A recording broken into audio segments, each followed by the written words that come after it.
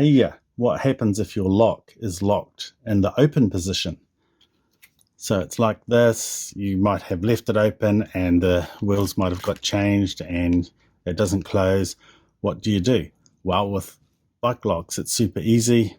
You just push it as if you're trying to close it, and you keep turning this until it goes in one notch. Then you turn the next one, you turn the next one until it goes in. It's important to push straight, not at an angle, and trying to push it as if you're pushing it closed. Okay, I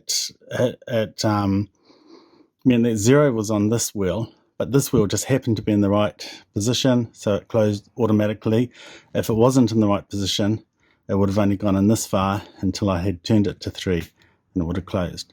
So bike locks are super easy to decode if it's locked in the open position. These padlocks, however, they're not so easy, because you don't get that same definite feedback from each wheel like that. Not like that anyway. So what I'm going to do is, because this doesn't close, don't know what the combination is, what do? Let's put them all to zeros.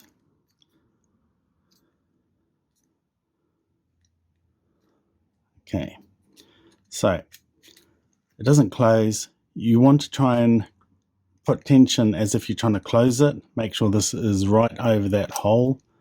Don't put it to the side, but right over that hole. And it doesn't close, but that's how we're going to tension it. Right over that hole, we're going to squeeze together just like this with one hand, so we can turn with the other hand. Now, the first thing to do is to find out which wheel is binding, the hardest to turn. And it looks as though this wheel down this end is hardest to turn. So I'm just going to keep turning that. And if you watch my last video, you know that when we decoded it from the closed position, we started from this end, but we're doing the opposite, and it looks as though we have to start from the opposite end. And you'll know that this lock only has one false gate per wheel. Just going to turn until I find some loose spot. It's tight to turn.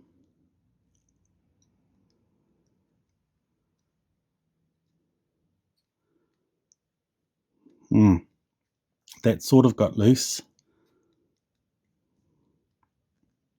It's hard to squeeze like this. You might find it easy to use gloves. This is sort of loose, and it oh, that's looser at 7. Okay, I can't. It's looser at 7, and so when I turned it, it sort of lurched in there, and it doesn't really want to come out of that. Well, I have tension on very easily. So it starts to get very tight.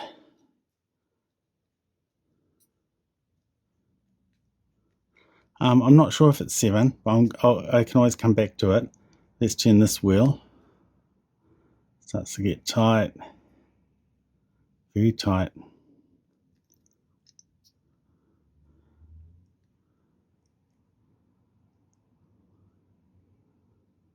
Have to release some tension. It's getting too tight to turn.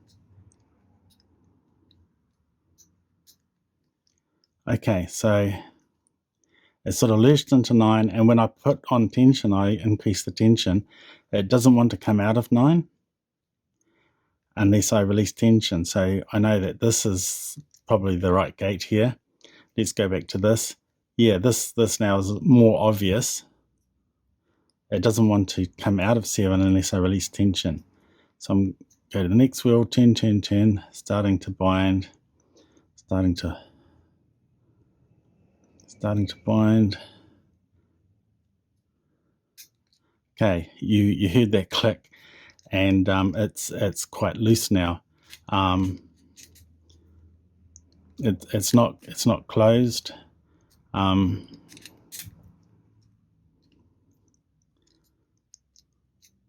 This is very loose, but it doesn't want to go to 7, doesn't want to go to 9, just about. It's very loose in there, but it doesn't want to, I can't turn it past those positions while I've got tension. So now it's just this one to go. That one already feels as if it's in a gate, very loose, and I can't get past 2 or 0, so that feels good. That feels good. That feels good. So maybe it's this wheel that was giving me grief to begin with. So I need to release tension to turn a little bit, because this one doesn't, what I mean by that is I'll put it back to 7. It's only moving a little bit. It's not really loose like these ones. It's only moving a little bit. So I want to find, so that's why I think this is the wheel that's wrong. So I'm just turning it while I've got tension, and there, it popped in here. So the code is 1891. This wheel was a little bit too subtle for me to detect, but I was able to do the other wheels and then come back to it. So that's how you decode this lock if it's locked in the open position. Thanks.